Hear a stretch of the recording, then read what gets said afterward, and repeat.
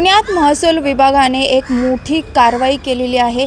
खरं तर या कारवाईमुळे संपूर्ण राज्यात एक खळबळ उडालेली आहे आणि कारवाई ही तशीच आहे। महसूल मंत्री चंद्रशेखर बावनकुळे यांनी तब्बल 10 अधिकारी आणि कर्मचाऱ्यांचं या कारवाईत निलंबन केलेलं आहे। खरं तर ही कारवाई जी आहे ती मावळ तालुक्यातील मंगळुरू येथे 90,000 ब्रासचं अवैधरित्या उत्खनन केल्याप्रकरणी करण्यात आलेली आहे।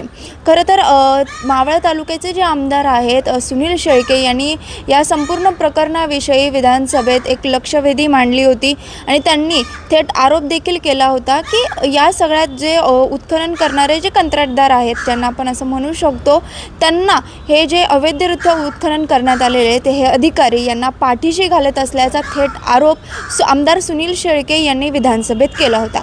यावर उत्तर देताना महसूल मंत्री चंद्रशेखर बावनकुळे यांनी ही कारवाई करण्यात असल्याचं घोषित केलेलं आहे।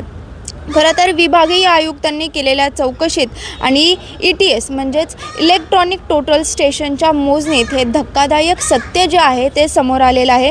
संबंधित कंत्राटदार होता त्याला फक्त 3,63,000 ब्रास उत्खननाची जी आहे ती परवानगी देण्यात आली होती।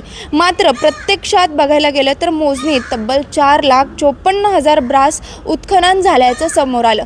म्हणजे तब्बल 90,000 ब्रासचं उत्खनन म्हणजेच 90,000 ब्रासचं जास्तीचं गौण खनिज बेकायदेशीरपणे खोदून नेण्यात आल्याचं या संपूर्ण जे चौकशीत आहे ते समोर आलेलं आहे। आता या संपूर्ण प्रकरणात 10 अधिकाऱ्यांमध्ये 4 मंडल अधिकारी, 4 तहसीलदार आणि 2 तलाठी अशांचा समावेश आहे। तर तहसीलदारांमध्ये जोगेंद्र कटियार, मनजित देसाई, मधुसूदन बारगे आणि विक्रम देशमुख या 4 तहसीलदारांचा समावेश आहे।